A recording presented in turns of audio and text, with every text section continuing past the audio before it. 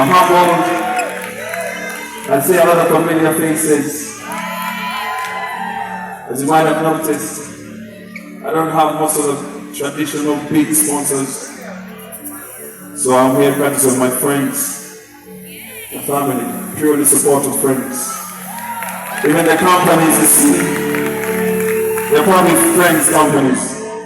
So I'm humbled and reminded of the reasons for true camaraderie, humanity, friendship, unity, and oneness.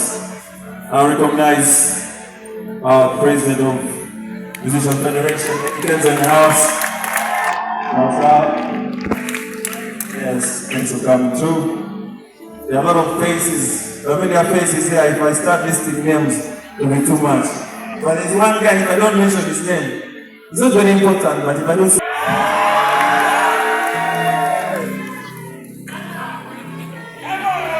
but in a special way, yes, in a special way, I'd also like to recognize there is someone on the stage that's not part of Academic Band, all the way from London. It's going to be part of it. Mr. A.D. Mr. Eyayimba, aka the original Batman. Say it. Yes. And of course also